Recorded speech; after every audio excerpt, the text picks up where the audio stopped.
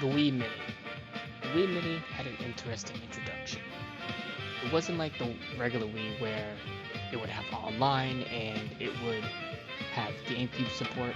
The Wii Mini was a pretty cheap console. It was made for people who wanted a cheaper, not online version of the Wii.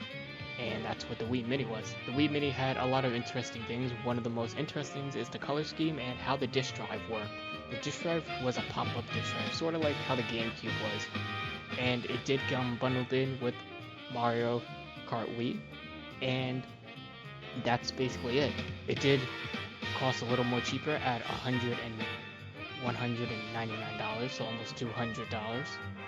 This was to offset the price of the Wii and have a lot of people buy a Wii that wanted a cheaper version of it. It didn't really sell well, but it is remembered as sort of Nintendo's answer to a cheaper, more affordable Wii.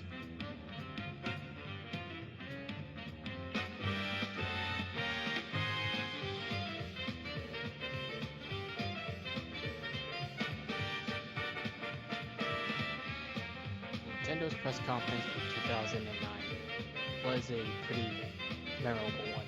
They showed off Mario Bros. Wii. They also showed off a lot of interesting things when it came to Mario Bros. Wii, where four-player co-op was shown off, showing a demo of people playing four-player co-op on stage, and showing how much chaotic and fun it could be with friends and family. This game sold really well, and it did have a new title, New Super Mario Bros. Wii. And from time after this, a lot of these Mario Bros. Games came with a new logo. After they showed off New Super Mario Bros. Wii, they showed off Wii Sports Resort. Wii Sports Resort was a new Wii Sports game using the Wii Motion Plus controllers. These are more powerful controllers and more motion-centric when it comes to Wii Sports Resort. And the Nintendo Wii's motion sensors were very heavily implemented with the Wii Motion Plus. They did come out with controllers that did come with it, but most of the Wii controllers that you would have to use for Wii Motion Plus came with a accessory where you would plug it where the nunchuck is. After they showed off Wii Sports Resort, the next thing they showed off was Super Mario Galaxy 2, the sequel to Super Mario Galaxy. This game everyone was very excited for. It showed off Yoshi, it showed off new planets, new story, and a whole new world, and a whole new galaxy to explore. Originally, Super Mario Galaxy 2 was supposed to be a DLC. It was going to be named Super Mario Galaxy 1.2, but unfortunately, or fortunately, Nintendo decided to make it an entirely brand new game and show and have a sequel and series attached to it. If it wasn't for the idea of having it without a DLC, we probably wouldn't have the Super Mario Galaxy 2 that we know and love today. After they showed off Super Mario Galaxy 2, they showed off Nintendo's next Metroid game, which was Metroid Other M, or most famously known as Metroid Prime 3. Metroid Prime, or Metroid Other M, was made by Team Ninja. It was not made by Retro Studios. A lot of people found this game pretty underwhelming. This game wasn't too popular. It did show off a lot more cinematics than action, where it really did throw people off of the Metroid series and what Metroid was really about. First-person shooting, killing aliens, and finding the Metroid responsible for what's going on in the Metroid universe. The next, after they showed off Other M, we go on to Nintendo's 2010. Nintendo's 2010 showcase is an interesting talk. They showed off a lot of games. A quick run through of these games are Kirby's Epic Yarn, Donkey Kong Country. They also showed off a lot of virtual consoles. They also showed off a new Sonic game. They also showed off a lot of GameCube games that were coming to the Wii, such as Mario Basketball and Mario Sports Mix. These games were originally on the GameCube, and a lot of people really did find these memorable.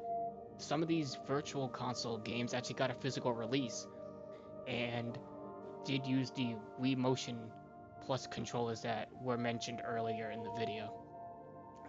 This was Nintendo's hurrah, and they wanted to show off what the Wii is capable of. During this time, people were starting to get very iffy about the Wii.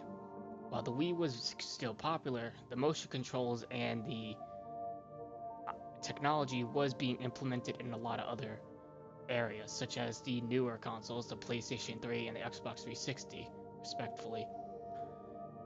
These games, of course, these consoles didn't really have the oomph and were just known as copying Nintendo with the motion controls. Like the PlayStation Move and the Xbox Kinect were pretty okay, but this isn't any of that. These aren't this video's consoles, that will be for another time. After that, they decided to show off a brand new Zelda game, Skyward Sword. Skyward Sword was known and is most famous for its motion controls, using its motion controls to be around its eccentric gameplay and have fans excited and ready for a new adventure. This game sold very well, and it was shown off with orchestra in the background and showing off what Link can do and what the story has entailed. This was also the 25th anniversary of Zelda, so this was a very special anniversary for this, and a very special surprise for the people who love Zelda. After they showed off the newest Legend of Zelda, we move on to Nintendo's big surprise. This would be Nintendo Wii U. Now, why is the Wii U in a Wii video? There's a reason. See, Nintendo wanted to move the Wii brand further.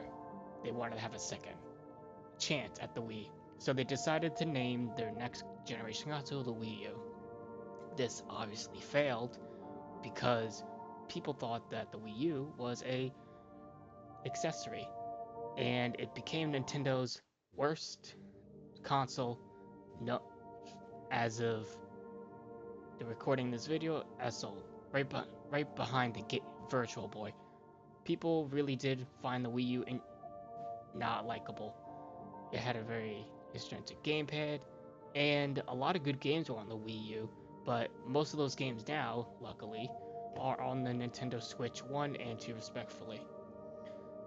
So what is after the Wii, what did the sales numbers look like, and was the Wii a success or failure? And what did it teach us about gaming? The Wii sold over 101 million units and 921 million units software, sorry. This shows that gamers were very excited and very fond of the Wii. But if you look further into its history, it started to become a very big downturn because of its lack of, well, stability and always relying on motion controls. This is the reason why Nintendo hasn't gone full-blown motion controls and gimmicky since the Nintendo Wii U, is because of this.